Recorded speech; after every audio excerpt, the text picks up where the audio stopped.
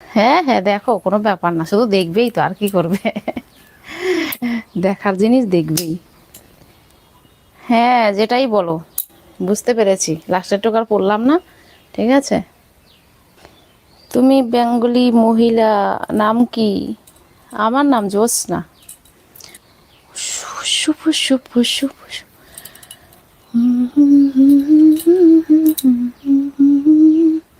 ওই, আপনার হাজবেন্ড কোথায়? আমার হাজবেন্ড বাড়ি নেই, দিল্লিতে গেছে কাজে।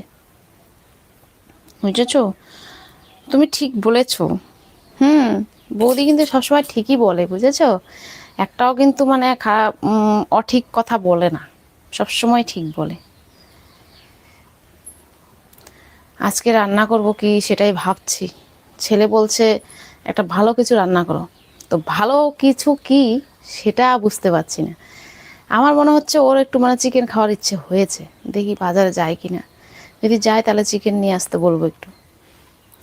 না কি রানবো কি রানবো, মানে সেটাই মানে ভাবা। এই রান্না খাওয়াটা যদি না থাকতো, যেমন চেহারা ঠিক তেমন আপনার নামটাও আবার জ্যোৎস্না, খুব সুন্দর নাম। থ্যাংক ইউ, থ্যাংক ইউ, নামটা পছন্দ হয়েছে। আমার নামটা সবারই পছন্দের, জানো তো, সবাই তাই বলে। খুব সুন্দর রোদ উঠে গেছে, একটু পরে গরমে আর থাকা যাবে না। আমাদের বাড়িতে সকালবেলায় রোদ চলে আসে। আজকে ব্রাশ করতে করতে আমার সাথে একটা ঘটনা ঘটেছে।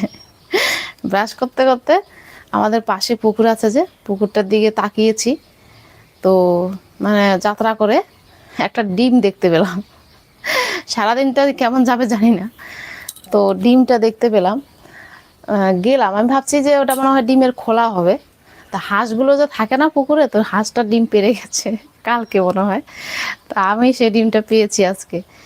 তা ডিমটা আছে, ভাবছি অনেক দিন থেকে হাঁসের ডিম খাওয়ার ইচ্ছা হয়েছিল, তো একটা পেয়ে গেছি, ওটা আজকে ভেজে খাবো আমি। বুঝতে পেরেছো? আমার কমেন্ট দেখো না কেন? আমার নাম, তোমার নাম অনেক ভালো লাগে। দেখবো গো, শোনা, রাগ করে না, একদম রাগ করে না। বাচ্চাদের মতো রাগ করলে হয় বলো?